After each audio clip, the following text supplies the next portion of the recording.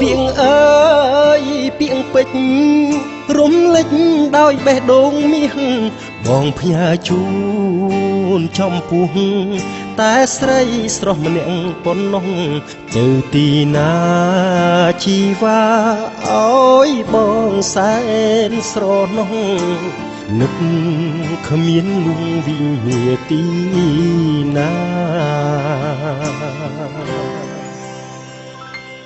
បើនិស័យស្នេហ៍ពិតសូមថិតថេរជាអមតៈចងចិត្តជួបជុំពាក់បេះដូងអូននឹងរៀមរាទោះជាតិនេះ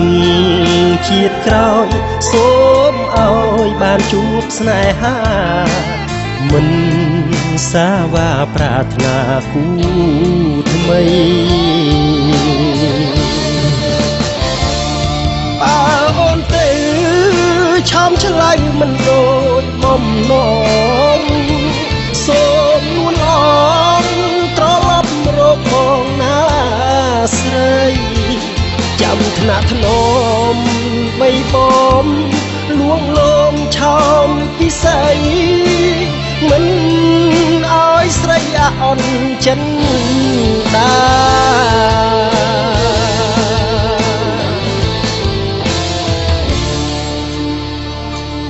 អោពាងអើ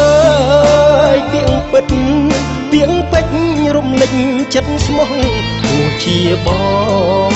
ស្លាប់រស់មិនបដូរឈ្មោះកននេះថាពាងកូនប្រុសដូចពេជ្រកាត់ថ្លៃមិនបានឡើយណាចាំស្នេហាជីវ៉ាវិលវិញ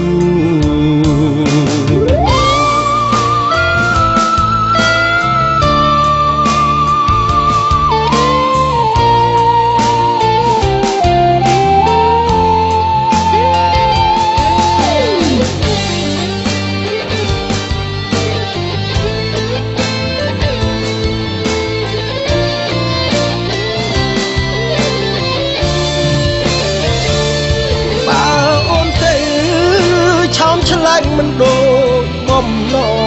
ងសូមនួនអងត្រឡប់រកបងណាស្រីចាំថ្នាក់ថ្នមបីបំលួងលោមឆោមពិសីមិនឲ្យស្រីអាអន់ចិនដា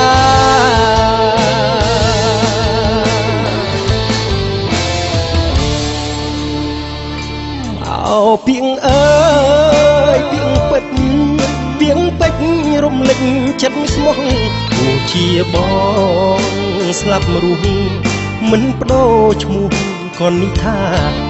កូនប្រុសដូចពេជ្រកាត់ថ្លៃមិនបានឡើយណាចាំស្នេហាជីវ៉ាវិលវិញកូនប្រុសដូចពេជ្រកាត់ថ្លៃមិនបានឡើយណាចាំស្នេហាជីវ៉ាវិលវិញ